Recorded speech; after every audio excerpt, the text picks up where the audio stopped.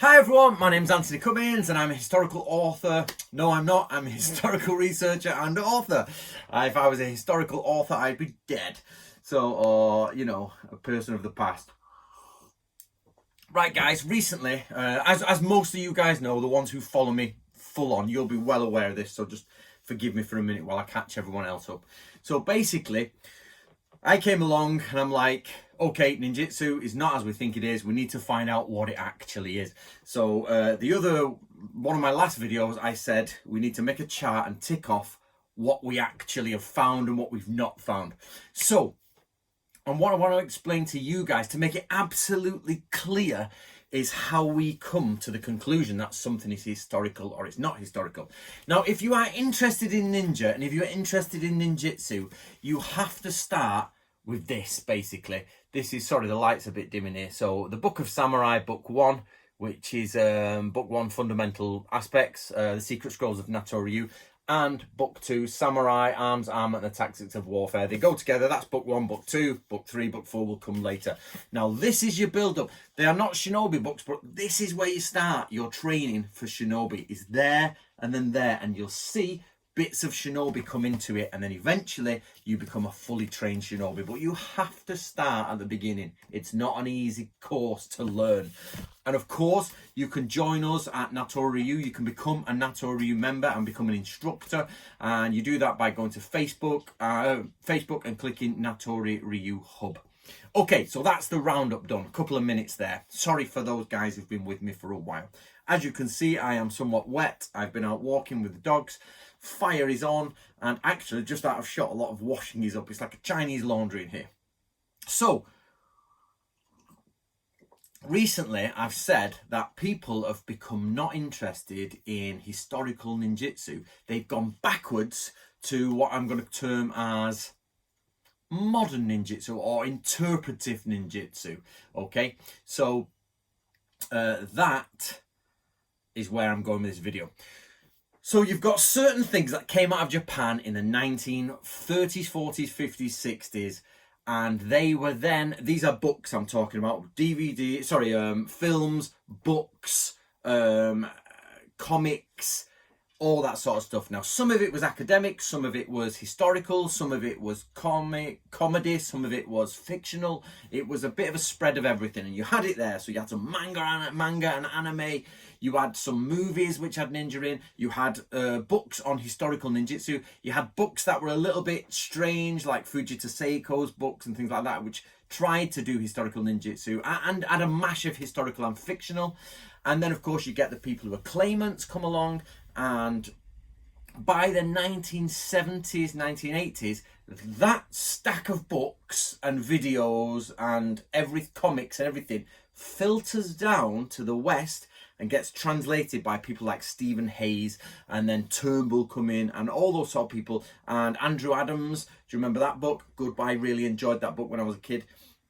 And bit by bit, the Japanese sort of, this ninja here has been drip fed into the West, and then it's not mutated, it's been structured into people like the Bujinkan and all that, and then it's been ionized, if you like, that's even the word, ionized. I'm sure that's not the right scientific word, but basically it's then been structured into this modern ninjutsu, which is a hand-to-hand system and everything like that. And it's just here, and everybody goes, oh, ninjas, black masks, shuriken, sword on the back, kujikiri, and against the samurai, and we've got some claws, and we've got the shuriken, and we're all that's where we're at. And then people have even gone deeper and gone, well, this is Nimpo and this is that, and they've gone off and they've created this solid foundation, but from this mixture of Japanese cinema, animation, comics, historical scrolls, and imagination. And then we've made this very formed here. And 10 years ago, and it's actually 10 years, guys, 10 years, I came along and was like, no, I've been doing this for a while now. I've been doing ninjutsu for a while, and now I'm feeling it's not right, so I'm going to go off and study. And what I've been doing over 10 years is trying to tell you guys what actually is historical ninjutsu. So what you guys need to know is my process. Now, the process is this, is let's find and it's historical and it's an academic process. Let's find the documents. First of all, documents, which is history, and archaeology. Okay, so we've got history and archaeology. Is there any archaeology for the ninja? Actually, no. You just can't find it. Archaeology means I've got to find something. Ooh, ninja mask, found it. No. Ooh, throwing star. You know, how connecting them to the ninja. We can't do it. There isn't. It's just no real place for archaeology in the ninja. That doesn't mean you can't use archaeological theory, which is exactly what I do, which is rebuilding a story from artifacts, if you like, or data. But history is very similar. But what history goes from writing and archaeology goes from fact. They both follow similar paths, but I came from an archaeological perspective. So what we've got to do then is we're left with documents, and then we're left with something else, which is claimants. So what you get is all the claimants saying this is ninja, and by claimants I mean the people in Japan who all of them, Kawakami from Ban, you've got Masaki Hatsumi from Togakure with Takamatsu, you've got the Jinenkan which is Manaka, and you've got the Genbukan, which is Tanemura, and they of course pretty much stem from Takamatsu sensei, who put his 9 became 3 ninja schools together and, you know, claimed that they were old. So we've got all this information, but also we've got a sheet over here that we've got to tick off, because just because they say it doesn't mean it's fake, but just because they say it doesn't mean it's true. You know, I mean, it's one of those where we have to do a checklist, and that's what I've been doing. That's the entire basis of all my work, guys, is ninja checklist. So we've got a big checklist, and we're like, right, okay, so throwing stars, do we find them? Do we find them in Japan? Yes. Do we find them in historical documentation? Yes. Do we find them as archaeological relics? Yes and no. There's a few collections, but it's a little bit dubious. But they're in the documents so much that we absolutely know they are there, but we don't find lots of them. I think I found one, but again, I'd like to see the archaeologist who actually got it. He was like, we need to date this. We need scientific evidence for the date that's from, because it could be, because it's a little metal thing, it could be from the 1960s. Who knows? It could be from the 1980s. You've got to date these things. So, Shuriken, tick. Okay, do we find them in ninja documents? Well, we find the word Shuriken there, but it's only in reference to a torch. It says throw a torch like a shuriken. Okay, so not actually use a shuriken, throw it like a shuriken, i.e. thrown. So we know shurikens are thrown, we know torches are thrown because they are attack torches, uchi taimatsu. So what we've got is shuriken appear in the documents, shuriken appear in like multiple literature, external literature if you like, before the end of the Edo period, tick, tick, tick. Where do we actually find it? What documents? And it turns out it's in swordsman's documents, or his swordsmanship, and it's nothing to do with ninja. So you're like, okay, we've got them there, and I've got it from 15 something. We've got shuriken and the circular shuriken, or multi-pronged shuriken. 1500 swordsmanship. We find it again. I've got a document purely on shuriken I found in Japan. 1820 something or something like that, which would be wonderful to publish. But you guys need to buy more books, so my translators are like, let's publish more. So I've got documents on that. There's a ninja manual where it says throw like a shuriken, so there's no shuriken, but the rest of it, hundreds and hundreds of pages, there's no shuriken, nowhere.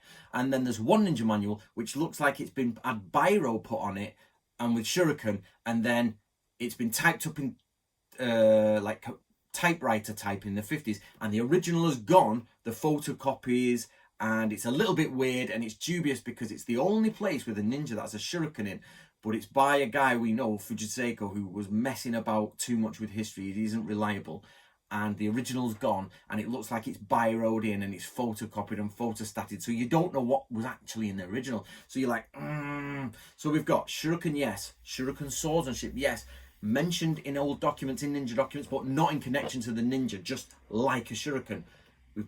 Then you've got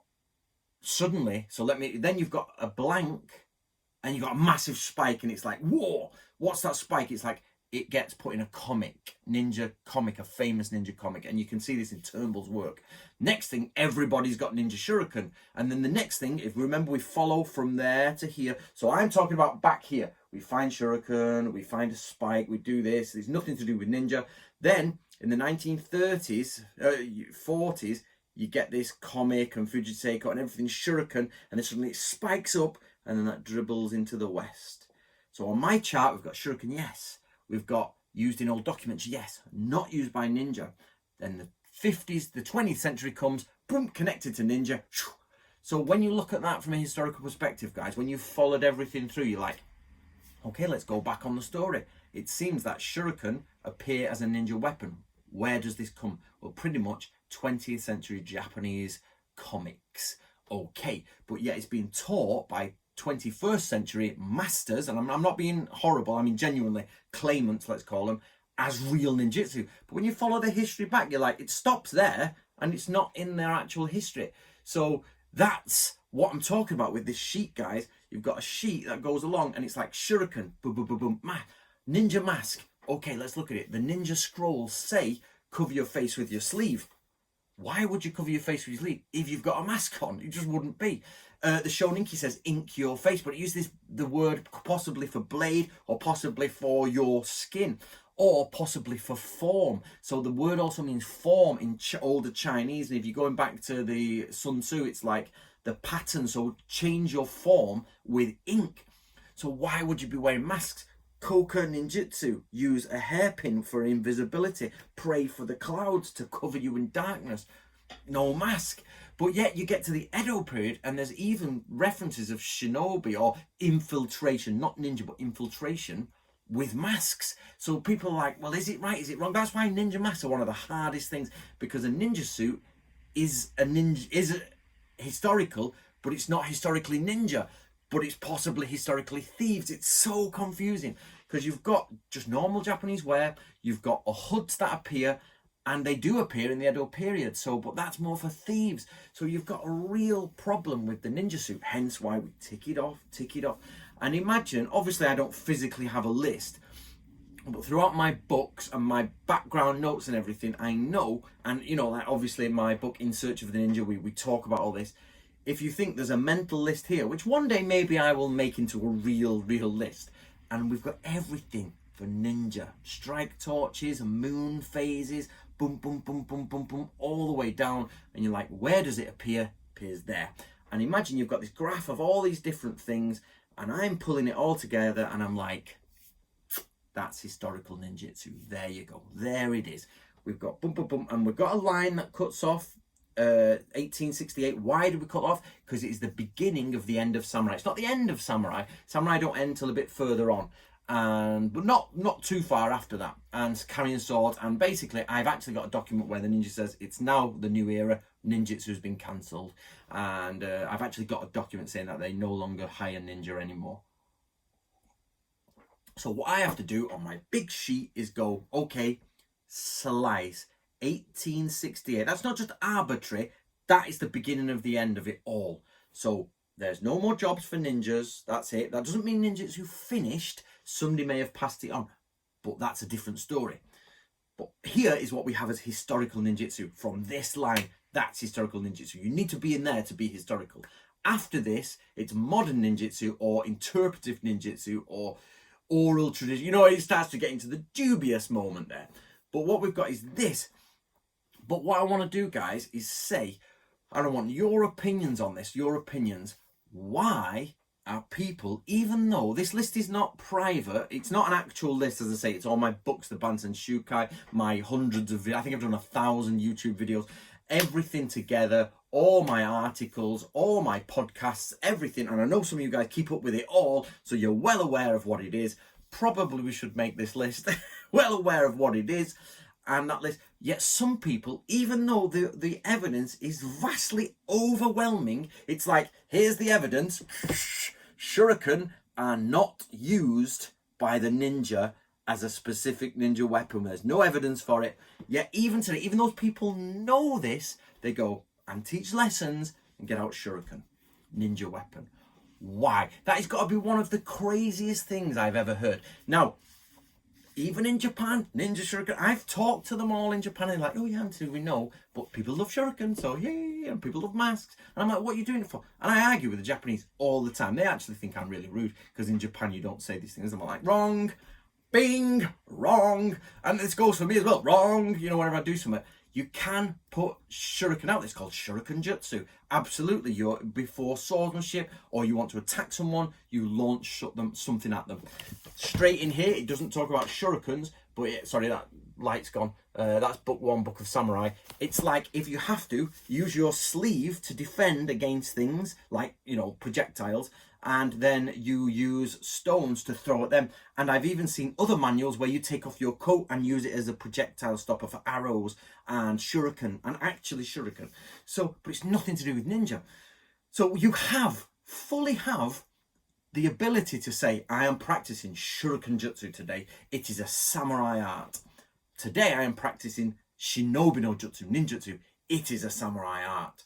Tomorrow I am practicing whatever on kenjutsu, whatever. That is a samurai art. They're all, look, samurai art, shinobi no jutsu, ninjutsu, shuriken jutsu. But why is it everybody goes and then pulls them all into ninjutsu, and you're like, shurikens, this, and you're like, no, it's a big complex network like this, and ninjutsu is a thread. In fact, ninjutsu is actually across most of it.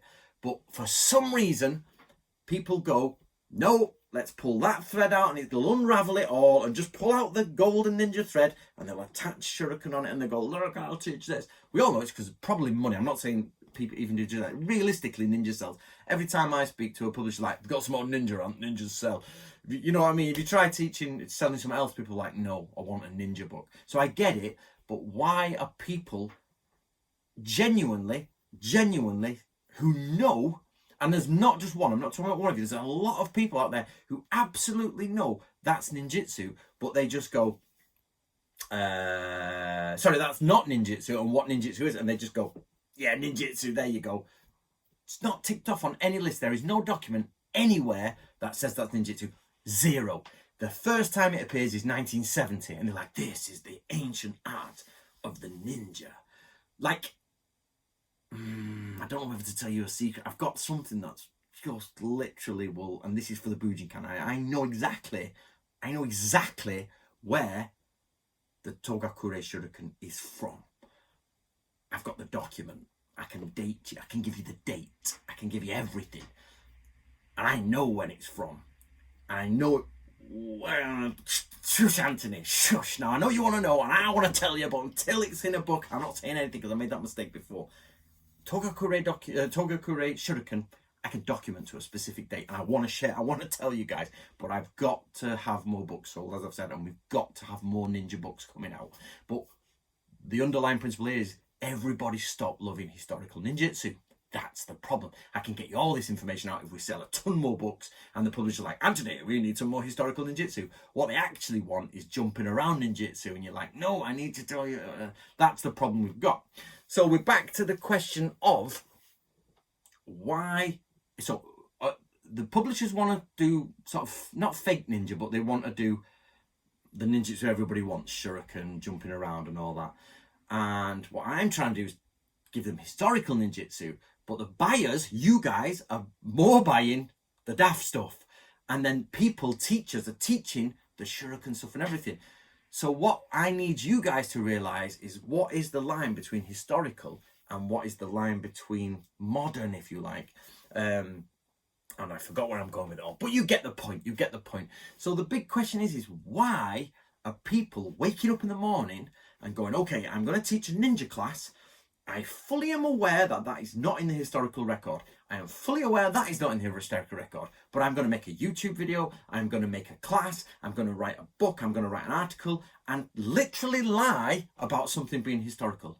How is that even possible? 10 years after I've done my work, there is no one in this ninja community who is not aware of who I am. And maybe in the samurai community, they're not aware of who I am, but there is no one in the ninja community who doesn't know who I am. And there's no one in the ninja community who doesn't know what I've been saying. We're 10 years in now. It's not a marvelous thing. Yet they still will produce something and say, look at this ninja shuriken. Look at these ninja claws. Look at this ninja mask. Look at my ninja smoke bomb. And you're like, what? What is your name? English fans out there, unless there's some Americans who don't know Monty Python, what is your quest? So it's like I go in Monty Python, I'm going to the bridge, So it should be like this. It should be like this. Everybody who's teaching ninjas should Monty Python it to the bridge, and there should be little old me in an old sort of like cowl going, "What is historical ninjutsu? What is your favorite powder?" So if you've not watched Monty Python, you're not going to get that. If you have watched Monty Python, give me some quotes below. Let's Monty Python quote that up. Right, guys, I hope that helps. I hope that is interesting for you. So my question to you is, why do people blatantly just go, even though Anthony's proved that is not anywhere in any documentation, they go out and say, this is historical ninja? Please tell me why that is the case. Right, guys, don't forget, if you're going to start your journey, please join us at Natori Ryu. So you can get information at natori.co.uk. The spelling for Natori is there, Natori. I'm reading that backwards, so it's a bit slow. And then you can find us on Facebook for Natori Ryu Hub. Everyone is welcome. We have instructor courses. We have all that. It's all taken from real samurai information. We have the blessing of the family. We've got the blessing of Wakayama in Japan. We are fully aware that we are reconstructing a school. We are not being passed on, but we have the original family's blessing to do that. So I hope you come and join us.